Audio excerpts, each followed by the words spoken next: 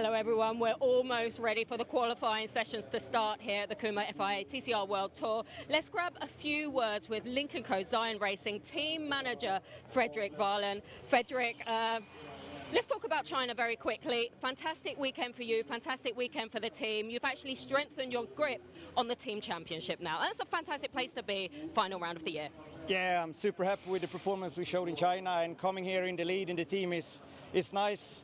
We would have liked to be in the lead in the drivers as well, but we're going to give them a fight for it. Hopefully now qualifying is everything here in Macau.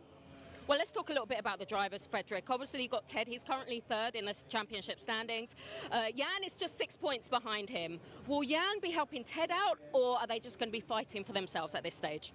At this stage, they need to fight a little bit for themselves, because we haven't really had one dry lap at the track since yesterday was really challenging with wet conditions. Yeah. So it's all about the drivers now, and surely they will support each other, but mainly it's getting through to Q2, and then we will see how we take it from there. Best luck to the team. Thank you, Frederick Varlen there.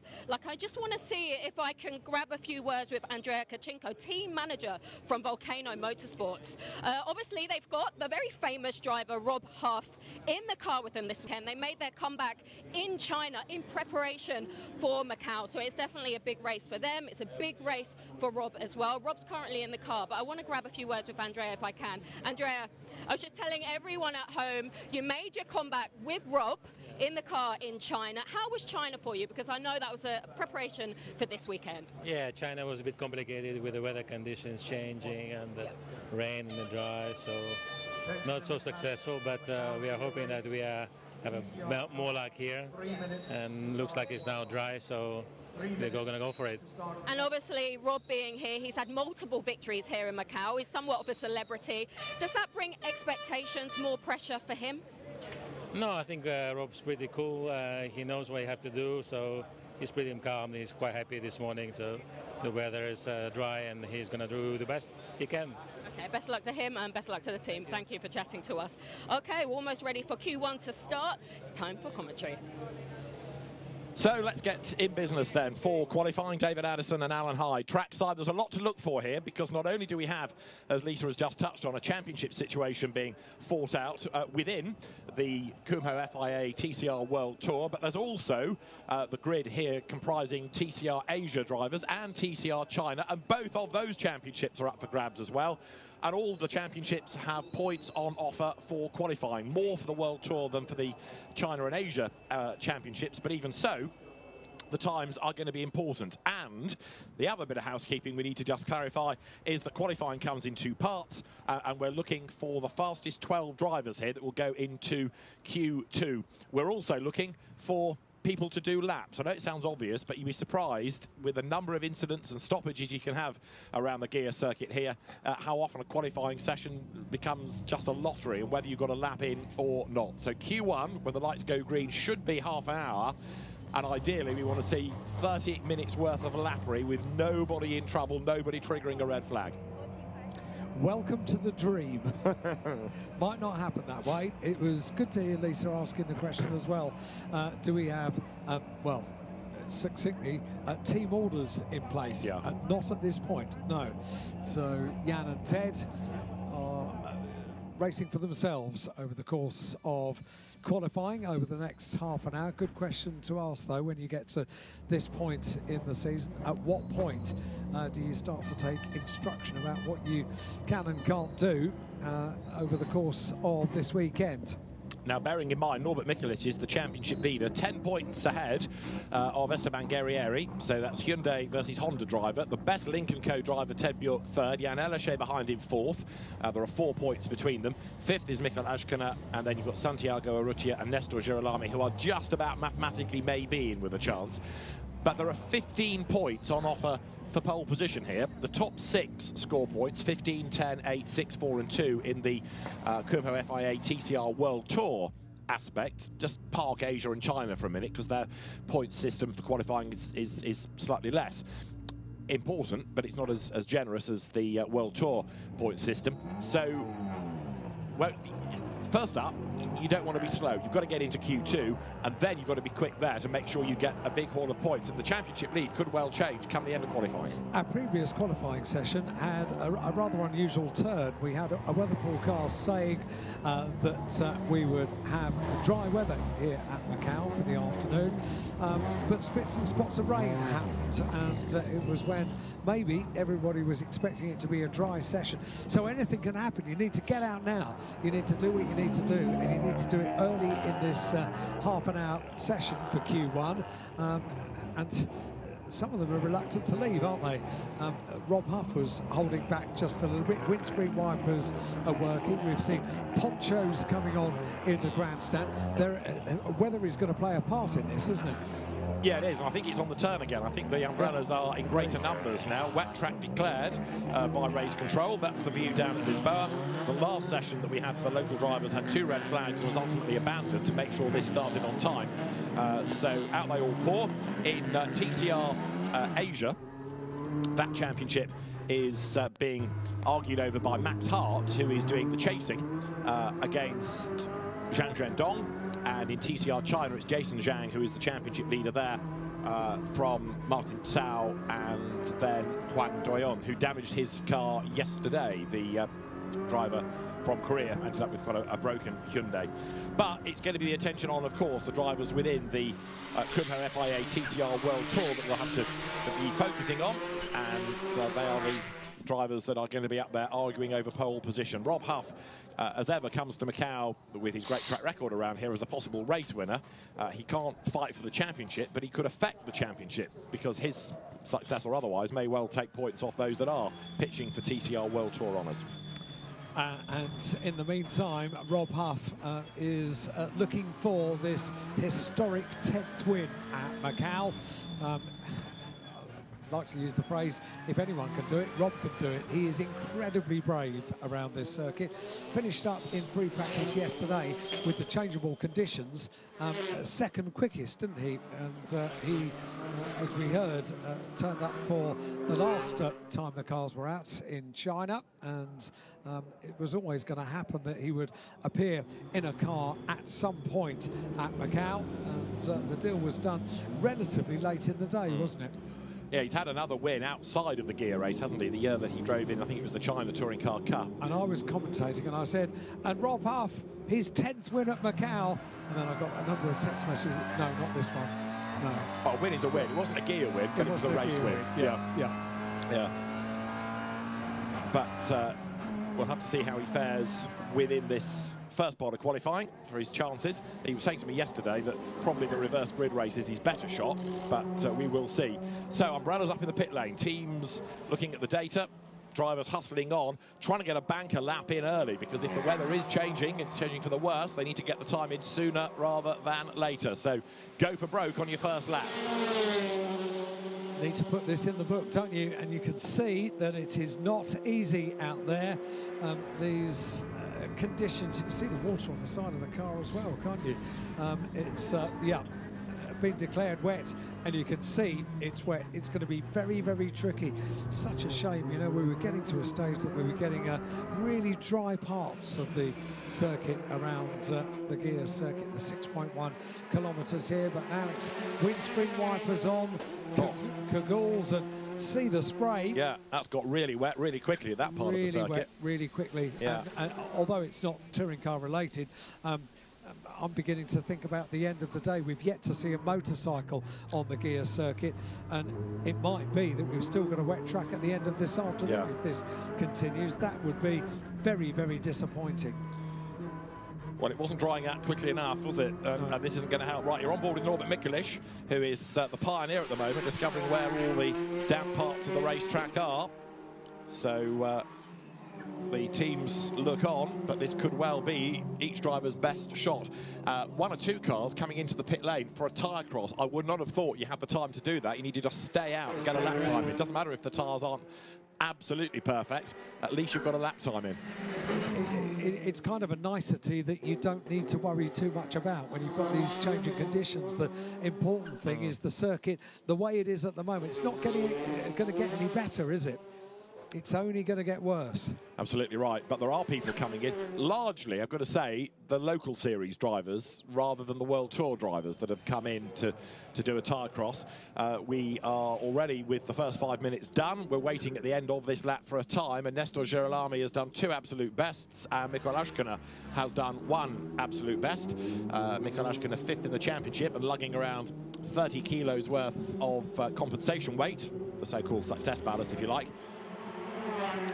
The World Tour having been at Vallelonga to start the season, where Norbert Mikelic and Nestor Girolami took the wins, to Marrakesh, where Jan Erlaché and Marshall Ha were the winners. At Mid-Ohio, it was Ted Bjork and Jan Erlaché. At Interlagos, it was Esteban Guerrieri and Norbert Mikelic. At El Pinar, it was Erlaché and Ted Bjork. And then in China, at the Zhuzhou circuit, Mikko Lashkina and Mark Qing-Ha victorious there. Right, up to the timing line they come. Norbert Mikelic is going to offer the gun time, and as he breaks the beam, it's a 2:54.098, and then we wait and wait and wait. There's nobody behind him. So, yep, circulating alone on the track, and that's really good news to get that lap in nice and early. Guerrieri comes through some 2.8 seconds slower than Norby on that lap. Ashkina comes through and some 1 second slower than Mikelic. That may well be a very important lap time for no, Girolami goes quickest, 2:52.027. So Girolami, top of the times, car 129. Nestor goes top.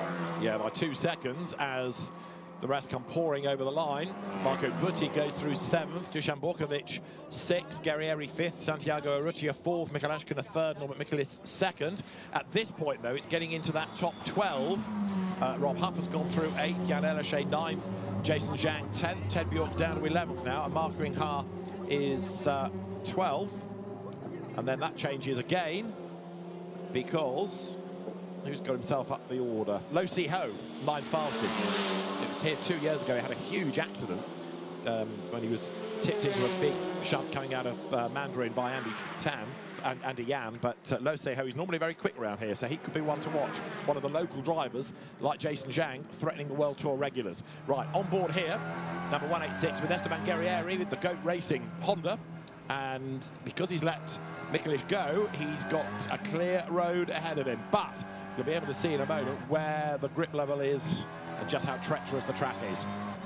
And Mikelic is going well. He's got a purple in Sector 2, a purple in Sector 3 as well. Is in Sector 4 at the moment. Currently second quickest with a 2:54.098. And Norbert Mikelic, who claimed the title here at Macau 12 months ago, needs to press on this lap early in the session. The windscreen wipers, you can see, working hard, turns through the tight hairpin at Melco. Spreading down through now, the circuit really opens up. Not nice, this. So you come to Macau with the championship on the line, pressure. You come to Macau and it's wet and changeable, extra pressure. Norbert Mikelic, though, rising to the challenge here as he comes up towards the end of the lap through Fisherman's down towards our bend. 30 minutes they have for Q1. And it's about being in that top 12. We've got drama, though, there, as 112, rather, which is the Santiago Urrutia Link & Co. has gone up the escape road, down around far away. Paul Ridgway, though, with the spectacles on, the Link & Co. engineer, looking at the pictures, looking at the data, and Urrutia now to try to find reverse gear and a gap in the traffic. We do not want the car to sit there. We want it to move for fear of a red flag. And we've seen the cars able to reverse out of there or roll back onto the circuit and clear that escape road so far today. But Urrutia doesn't look as if it's about to. Ashkina goes quickest, 2:50.335, and we've got a red flag. How important is it to put those laps in early in a session? 21 minutes just under of Q1 remain, and unfortunately we need to recover that car, and Urrutia gets rolling now. So after the red flag is shown... Isn't it always the way? It's ironic, isn't it? Urrutia is on the move. So the good news about that is it won't take long to restart the session, hopefully. He'll get back to the pit lane. You can understand, though, perhaps why he was a little bit reluctant to do that under a live situation, because having rolled back, it's taken an awful long time to find a gear and maybe even get the car started. There's a little bit of smoke coming out of the engine bay. Or steam. Yeah, which might be something to do with why it ended up at the escape road in the first place, but it's not for starting, is it? No, it's got back on the track. So good news that Urrutia did not roll back out of that escape road when the circuit was live. But he's now going to cause a traffic jam unless he can start that. And the danger is, as everybody else has to queue up behind him, their cars might overheat or stall, and then we're in for a longer stoppage. So door open, driver out. Road blocked. So they're going to end up now with a complete traffic jam whilst Urrutia's car is pushed out of the way. It's all hands to the pump to try and move that and let everybody else through at least.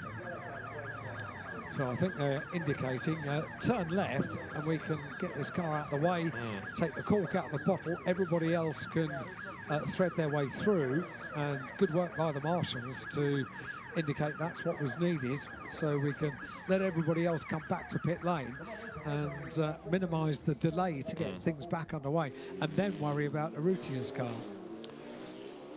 But is the fact that it wouldn't start cause or effect of going up the escape road? You know, is that just a coincidence? Did he make a mistake, or was there a problem and therefore he had to get up the escape road? Well, either way, red flag. What are they doing with tyres? Let's have another look at this. The car comes up towards us, and it's slow anyway at that point, suggesting there was a problem. And yeah, Urrutia thinks, I'm not going to go anywhere else. I need to get the escape road and park. So yeah, in fairness, it wasn't a mistake. It looks like a mechanical problem. Saw that steam already, didn't we, on the right-hand side of the car, at the right front. Now, I've just been noticing them working on tyre changes down in pit lane. Marcin Poir's car is the car we're looking at the moment, the 155 car down in pit lane. But dealing with really tricky conditions, aren't they, this weekend? Unpredictable conditions as well. But that's one, I think, for Lisa to try to investigate, isn't it? What news, if any, of Urrutia's mechanical dramas. He is 6th in the championship. He's very much an outsider, although mathematically there's a chance, but he's out of qualifying, the car put behind the barrier. 5th, though, he was. So Santiago Urrutia, 5th quickest, notionally, could progress from there if he stays in the top 12, if the car is willing. Urrutia's car now out of the way, so tucked neatly out of the way. The marshal's doing a good job, and Urrutia out of the car as well. And as we look down in pit lane, you can hear the air guns, the wheel guns working away on tyre changes, which you can only imagine is to make sure they've got wet tyres on. So Norman Mikulich making his way down the pit lane. Ted Bjork for Lincoln Co. coming in as well, 3rd in the championship. And Ted Bjork, who's got 2 race wins to his name this season, talking to the team on the radio and explaining how the car feels, what he thinks they ought to be doing. Now, obviously, we've just had a red flag. We saw Santi Urrutia's car just stop. I did speak to the mechanic in pit lane, and he just said the engine stopped. And that's all the information I got from him. But let's see if we can grab a few words from team manager Frederick Varland. Maybe he can elaborate on that a little bit more. Frederick, sorry, just a few questions about Santi. What actually happened, do you think, with his car then? He reported some technical issues on the car, and it just stopped. And since we don't have any data, we don't really know. Unfortunately, it's a technical issue. So it was not him doing anything. There's something wrong with the car, and we have no way of getting it back. So. Okay, all right, best of luck. Hopefully you get things sorted there. Okay, thank you. Back to commentary. Yeah, thanks, Lisa. So emphasising what we kind of reached, I think, wasn't it? It was a mechanical problem. You'd seen the car slow up the hill. He went for the escape road to get out of the way, but whether or not the car could have restarted or not doesn't really matter. It couldn't have been left up the escape road because then there's no room for anybody else to escape. So it did need retrieving, and that means that with just about 1/3 of Q1 gone, red flag. It's going to damage the weekend, isn't it, Santiago? Possibly. If it were to get wetter again now, the worst he could be is 12. Yeah, that's true. And we've got an estimated session resumption time of 11 minutes past. That's a minute and a half away. What are they doing as far as tyres? That's brand new slick tyres going on Ashkuna's car. So, what's the slick tyre? Yeah. So, well, I thought it was wet. Oh. Slicks are coming. Slicks are coming. That's got grooves in it, hasn't it? It's got grooves in it, yeah. For Norbert Mikolish. I don't think it's quite good enough for slicks yet. There are still puddles on the road. And I wondered about the cars that have gone out, if any went out on slicks, changing onto wets, because you saw the spray. It's really tricky out there. So Mikolic was on wets, second quickest. Ashkuna, top of the times, with a 2:50.335. Nestor Girolami there third currently, getting set to go back out. Shredding tyres. Yeah. And currently, number 28, which is Lo Si Ho, is the fastest in TCR China. And who is the quickest out of TCR Asia at the moment? Have to go quite a long way down the order. Max Hart fighting for that championship, the Irish driver. But not yet really making an impact in the overall order. Green flag waved. Made a great impact last year, didn't he? Yeah. Here at Macau. Drove exceptionally well and won a race here in the touring car category over a 2-weekend meeting here at Macau, celebrating 70 years of the Macau Grand Prix. Max acquitted himself very nicely. Good to see him back here at Macau. Yeah, last year, those out of TCR Asia that did well in the first weekend were invited back, weren't they, to be included in the World Tour grid for the second weekend. The World Tour in its second season, but it's first as an FIA championship. And the cars, they're now back out on track. TCR Asia, it is Zhang Zhendong who is currently the fastest, yes, number 18, 7th overall. So that's the unofficial pole within TCR Asia. And Zhang Zhendong is the championship leader, 4 times a winner. Max Hart's had 2 wins, and perversely, because he had a better weekend last time out, Max Hart carries more compensation weight, an extra 10 kilos loaded onto his car than his championship rival. So they thread their way back onto a tricky circuit, tricky conditions, even on this outlap down at Lisboa. And with ever-changing conditions over the course of this weekend so far. When we got this session underway, it's warm, ambient temperature 25 degrees, track temperature 30, and 95% humidity as the stats when we got the session underway. 19 minutes of this session remain. Ashkuna, Mikolic, Girolami, Bjork, Urrutia, who is out of this session now, and Guerreri, the top 6. What of those got, sorry, David, yeah. Only that Ted Bjork straight away, absolute best, 3rd sector. So drivers leaving nothing on the table right now. Ted Bjork is at the head of this little Lincoln Co queue, but making his way now towards the end of an outlap and knowing that he's got to push. And for those following the Macau story of Rob Huff, so far 10th in this qualifying session for the 9-time Macau Guia race winner. Yeah, one of the quirks is that the reverse grid race, because that's the second race, is the one that goes for the Guia tag. Whereas, if you like, the pure race comes from the grid after qualifying, which is the Saturday race, which for Macau purposes is the qualifying race. Anyway, so the Lincoln Cup goes through that right-hander. Ted, who first came to prominence as a sports car driver many years ago in the FIA Sports Racing Series with Larry Oberto, and now very much a touring car champion, touring car star. So he's the man to watch on this first flying lap after the red flag. And he's getting away from everybody else, so he's got the road to himself. Mikkel Ashkuna, though, goes even quicker within the first sector. So Ashkuna, absolute best sector 1. Bjork, absolute best in sector 2 now. So Bjork goes purple in sector 2, Ashkuna purple in sectors 1 and 2 now. So already top of the times is Mikkel Ashkuna with a best lap of 2:50.335 and on target to go even quicker. Butty went overall quickest in the first sector on that lap, and Girolami now goes quicker in sector 2. They've got to make these laps early on in this session. There is no real definite indication on what the weather is going to do over the course of this qualifying session. 16 minutes remain. Boy, is it tight as the Lincoln Co's thread their way around. Ted Bjork just in front of Jan Lachey, and Ashkana goes purple in sector 3. Overall best for Ashkana in sector 3. Yeah, it's going to be Ted Bjork, isn't it, the 2017 world champion, that will offer you the target time. But then those behind, I think, are going to go quicker still. Ted Bjork coming then through the Melco hairpin. He's only got 10 kilos of compensation weight on that car. Mikael Ashkana, though, has got 30. And he is also doing purple sectors, and we've got another absolute best ever so briefly by Ma Xinhua, number 155 Lincoln Co, which is the second of these. Ma Xinhua sitting on the tail, sitting on the shoulder virtually of Ted Bjork, coming out of Fisherman's Bend.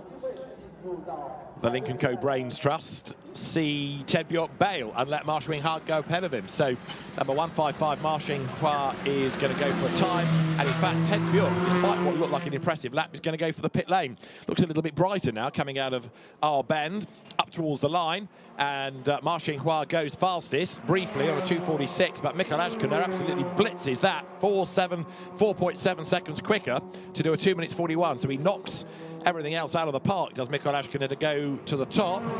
And Nestor Girolami goes second, 0.8 of a second back. What about Rob Huff, first flying lap, goes fourth quickest, 2 minutes 46.867. That states intent, doesn't it, for Ashkana, 2:41.705.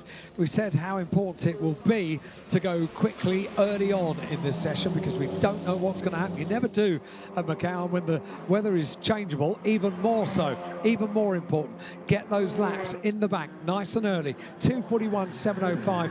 Mikael Ashkana has done exactly that. Girolami second, a 2:42.507, and has just gone purple in sector 1. Okay, so the Honda looking good as drama at the Melco hairpin. One or two of the local drivers tripping over themselves and each other, but I think they're going to sort themselves out, and we should be good to keep the road clear. The Hyundais there, the Elantras getting themselves together. Ma Xinhua has gone purple in sector 2. Yeah, he was good on that previous lap, wasn't he? Yeah, but really good. Now you've got up to third fastest, Rainy He, who is the fastest out of TCR China, ahead of Andy Yan.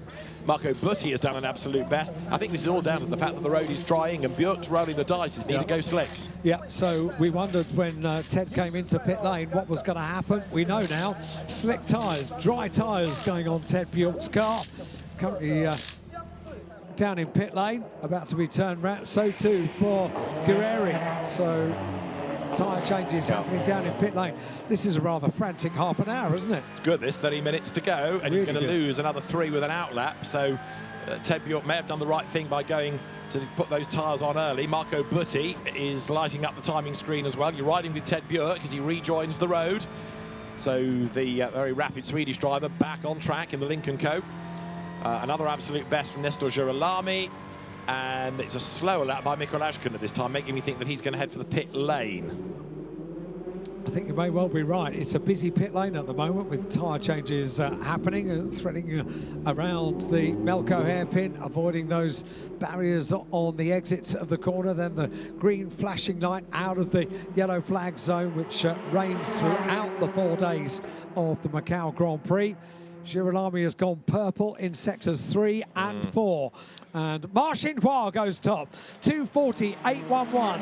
Ma Xinhua, top of the times, car 155. Great lap.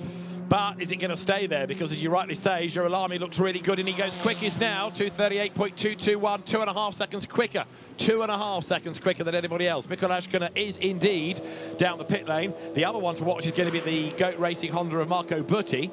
Butti is on a roll at the moment, and he's done 2 absolutes and 2 personal bests.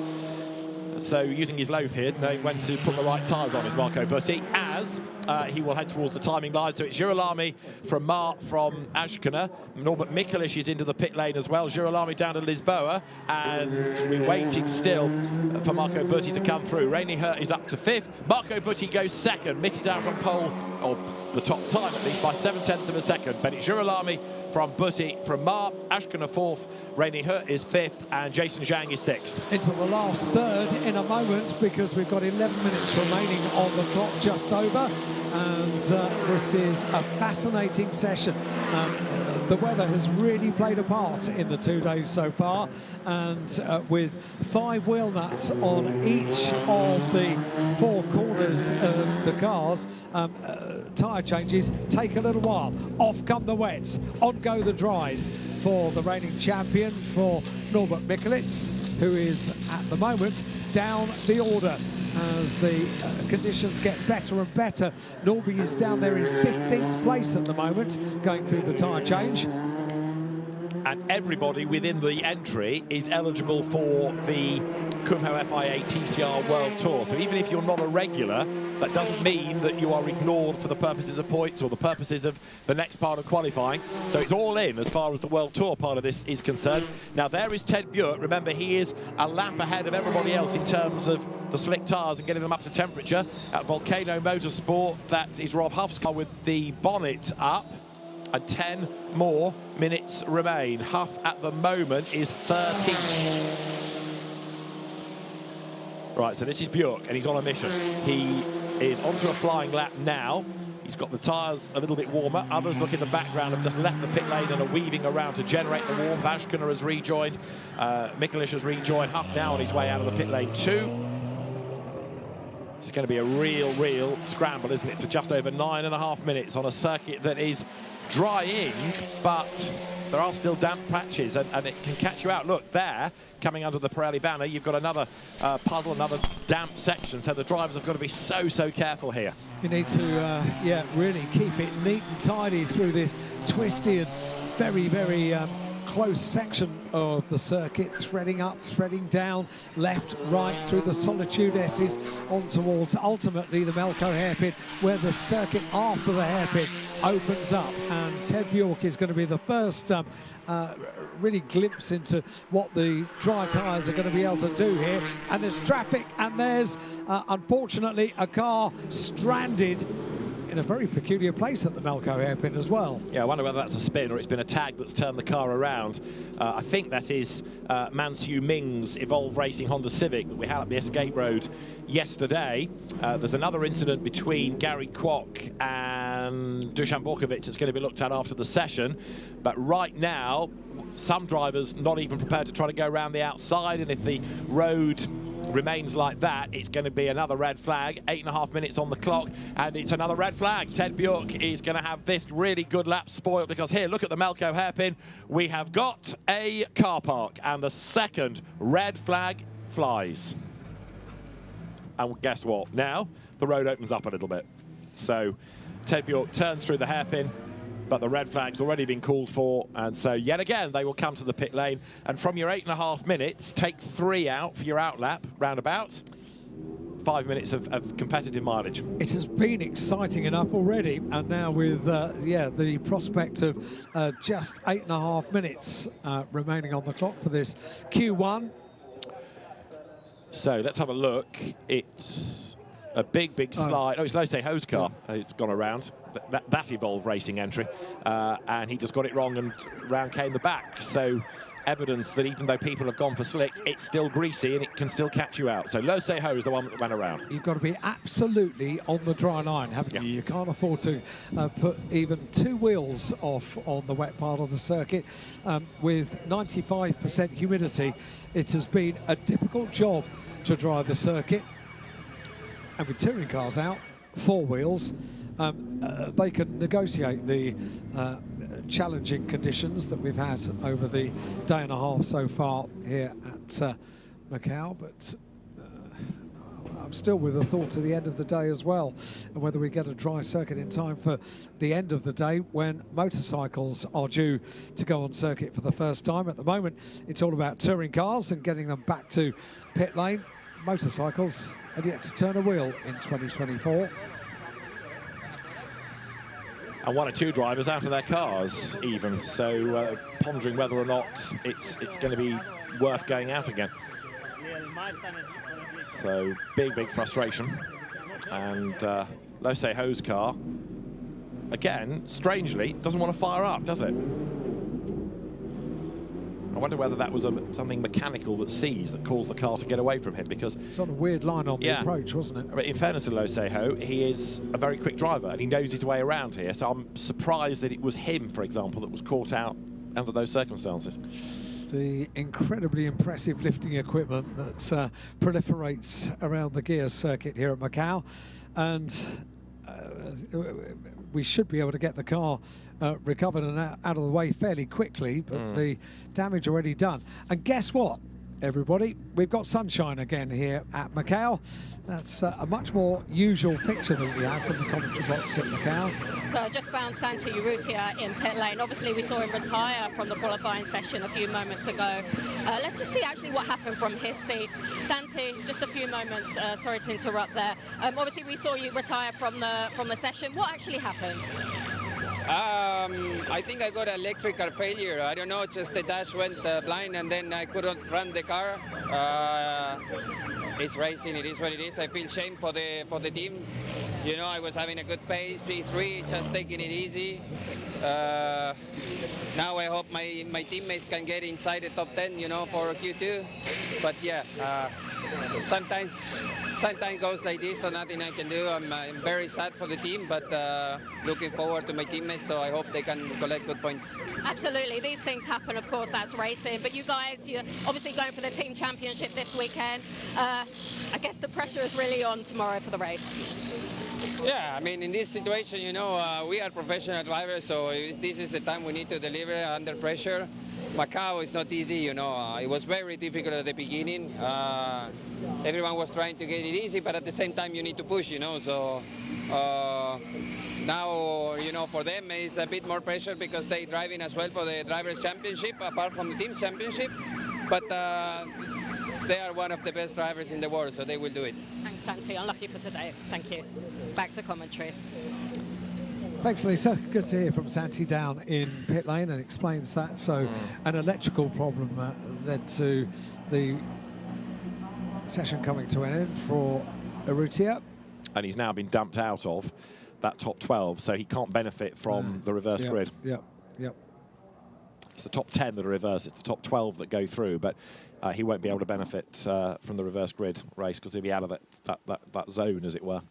And we've got 8 minutes and 27 seconds on the clock when we get back underway. You're sitting on board with Ted Bjork at the moment. He was in the zone, wasn't he? And unfortunately, he scuppered the first to go onto the dry tyres.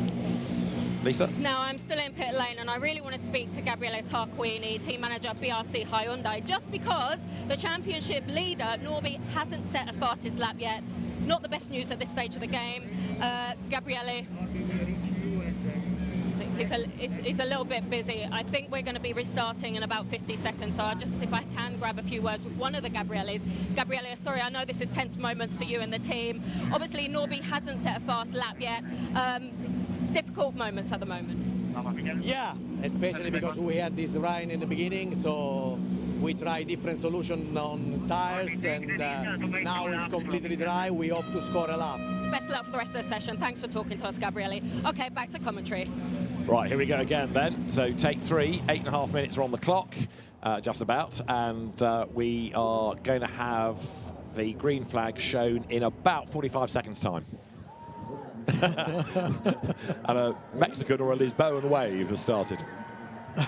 That's impressive, isn't it? It's only Friday. Yes. We've got a couple of days to build on that over the course of the 71st Macau Grand Prix. And spirits are high in the grandstands. Interesting that Gabriele Tarquini said completely dry. That's from a racing driver's point of view. We look on and think it's not dry. He's probably thinking about the dry line around the circuit. Yeah. Esteban Guerrieri set to go, and 3 seconds, 2 seconds, before we get that green light at the end of the pit road, and the car's now released back on track. There are quite a few drivers here who are going to need to dig deep. Max Hart, by the way, into the top 10, but under investigation for overtaking under a red flag.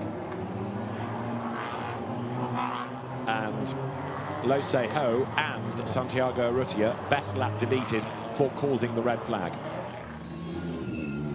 Or flag, sir, but their lap times taken from them. So Lo Se-ho currently 9th, so he's going to drop. That might be to the benefit of others. Right, the surviving Link and Coes together at the head of the queue, coming down towards Lisboa now. So just under 8 minutes of this first segment of qualifying 1 for the Macau Guia race, the Kumho FIA TCR World Tour events of Macau underway. Let's see if we can run this final section of Q1 without interruption. Heat in tyres is the order of the day. Teammates are going to be working together to just get the cars up to temperature on this outlap from pit lane. What's going to happen in the next 7 minutes? More so, oh dear. I'll tell you what's going to happen. Shershin Jur in the Honda Civic is going to have a problem down at Lisboa. It can get going again, that's good news. So it's not dry everywhere, is it? It's very easy to be over impetuous when leaving the pit lane when you know you've got a limited amount of time, and I think that's what happened there. But isn't it fascinating to watch how different people treat all of this? So it was Martin Shee, wasn't it, we were talking about, and there he is, just straight on. And it's easy to sit and judge, but as we've seen it more really from the onboard with the single-seaters. You sit low in a racing car and those barriers are pretty high and you can't see the corner until you're on top of it, and then you've got to turn right. So judging it and even overtaking into that corner, not easy. Another one up the escape road. This time it is Man Siu Ming. I was wrong in saying he was off at Melco, but I'm right in saying he's gone straight on at Lisboa, and not for the first time. Threading their way around the Melco hairpin and down to complete the lap, the outlap from pit lane, and get the first flying lap of this resumed session. We've had 2 stoppages in this half an hour. Gabriele Tarquini has been coming here to Macau for many years as a driver. He's seen it all before. He knows what it is to plan these sessions and plan to get a lap in as soon as you possibly can. And that is what Ted Bjork is about to try and do. Yeah, Gabriele Tarquini overseeing the Hyundai assault, and as he made the point yesterday to Lisa Leyland, although it's a bit of a surprise to hear it, he never won a race here. He won titles at Macau, but never individual races. Right, Ted Bjork on a mission, and the road is now going to dry pretty quickly, I think, because Alan is right. Finally, the sky is breaking, the sun is being able to get through, and it won't be long if it carries on in that vein without further cloud cover that those puddles, those damp patches disappear. Bjork down to Lisboa, turns in, powers out the other side. He's got Erlache, amongst others, chasing after him, but the climb up San Francisco Hill, a steep climb up San Francisco Hill as well. It is, and Ted Bjork was on course to be the first of those to set a time on dry tyres. Now is able to press on, and with nothing in front as he threads the car through that twisty section. Engineers looking on. Paul Ridgway for the first time down in pit lane, having to shield from the sunshine to see the laptops. Paul Ridgway studying what time his ring and ride is. Marco Butti, absolute best in the first sector now, the Italian driver who was the on-the-road winner of the touring car race at the FIA Motorsport Games, and then ended up being excluded for putting the anti-lag on during the race, so he lost the win. Mikko Räikkönen, though, absolute best middle sector. Jan Erlache, absolute best third sector. So these final 4 minutes are going to really be coming alive, aren't they now? And pretty much every car coming over the line is going to shuffle the order. At this point, remember, it's being in the top 12 that matters. It's nice to be the quickest, but as long as you're in the 12 to progress, that's the important part about it. Just outside the top 12 is Rob Huff, 9-time winner here at Macau. Just outside the top 12, Marcin Hua goes overall best in sector 3. This is going to be fascinating, isn't it? Yeah. 3.5 minutes to go. Right, Björk on a mission. Ted Björk at the moment is not only not in that top 12, he's not even in the top 16. So let's see what he can do as down towards the end of the lap, Marcin Khoa coming towards the end of sector 5, just like Ted Björk, trying to stay in that top 12, or in Björk's case, get into the top 12. Jan Erlaché also knocking on the door of it. Here is Björk down now towards the right-hander of our bend, up towards the line, and this ought to put him into the mix as he breaks the beam, and he goes fastest, 2:32.3. Erlaché now goes quickest of all as he comes over the line, and Marcin Khoa goes quickest as he comes over the line. So we're into the 31s now, 2:31.7, and it's just over a tenth of a second splitting the top two. Marcin Khoa from Jan Erlaché. With the sunshine coming out, this is electrifying. The final 3 minutes of Q1 for the Macau Guia race and the Kumho FIA TCR World Tour event of Macau, and a car once again stricken up at the hairpin. But I think being able to get itself moving again as Norbert Mikulic then goes through. He was 5th fastest at the end of that previous lap, 1.7 seconds away from the top spot. But again, it is being in that top 12 at the moment to go through into Q2 that we're focusing on.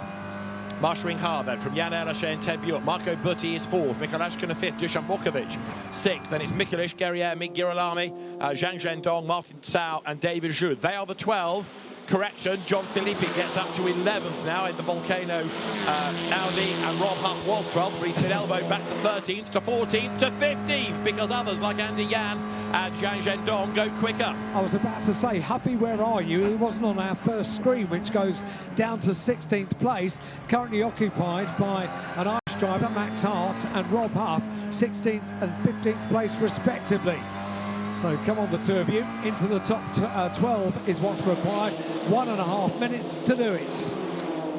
So Marco Butti, absolute best sector 1, Jan Erlaché, absolute best sector 2.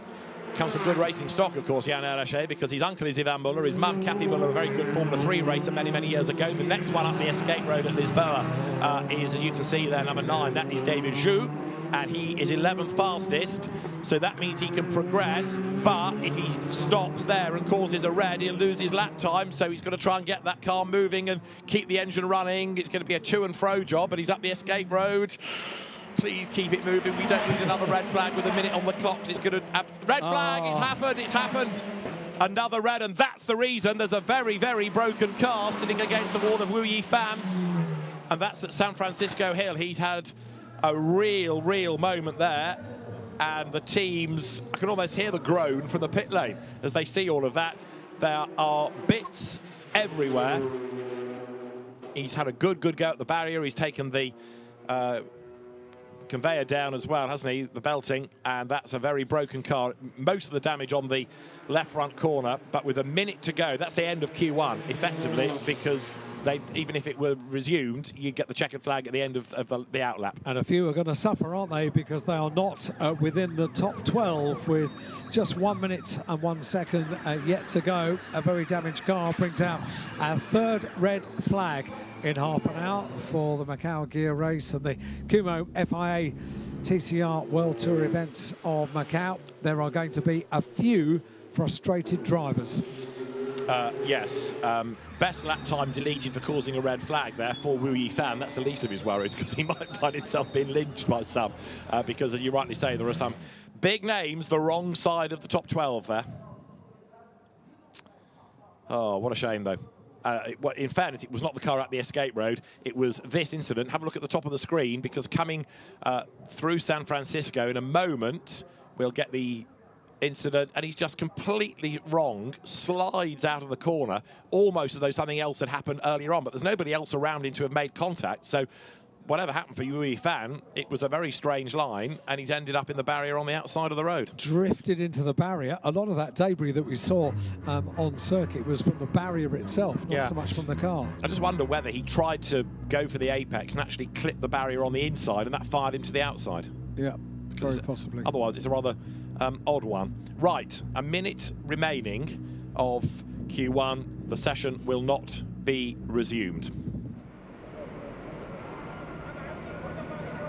And there is Wu Yifan's car being hoiked out of the way. Doesn't take long to remove the car. Might take a little bit longer to rectify that barrier down there. There's enough marshals on duty. overseeing the removal of the car, and will be actively involved in the rebuilding of the barrier as well. Getting ready for 15 minutes this time, 15 minutes for Q2, and we have our top 12. We've got our names. They appear on the timing screen.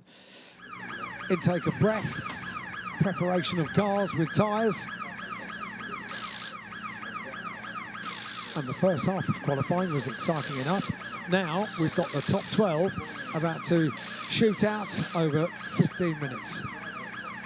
One of those that has made it through is Martin Cao, who is second in TCR China in the championship. Good for him. So as you've all seen, we've just had our third red flag of this session with just 1 minute to go. Let's speak to team manager Andrea Kachinko for Volcano Motorsports, because Rob Huff is currently P15. He hasn't gone through. Sorry to speak to you at this tense time. Rob, P15, he hasn't gone through to Q2. Not the best start to his Macau campaign. No, not at all, because obviously with the conditions, rain in the beginning and not able to set any fast laps, you know, we were blocked on the fastest lap, so pretty frustrated with these results. I mean, there's been so many things thrown in the team's way. Obviously, at this stage of the game as well, with the weather conditions, it's a case of just getting out there fast, set that fast lap early. Yeah, I mean, he was fast in the end, but he got blocked in the fourth and the fifth sector by the slower car, so he couldn't get a good lap time. And just quickly, at one point we saw him in pit lane. The boot of the bonnet was up. What were you working on there? Yeah, we had a slight issue on the engine, so one of the tubes got loose, so we fitted it back, so everything was fine. So that didn't impact anything? Yeah, that should be no good problem. Okay, well, best of luck for the rest of the weekend. Thank you. Okay, back to commentary. In fairness, asking a private team to defeat the manufacturers is quite a tall order anyway, and I think they were pinning their hopes on a reverse grid race story, but it ain't going to happen easily from 15, that's for sure. Right, we are about 8 minutes away from the start of Q2.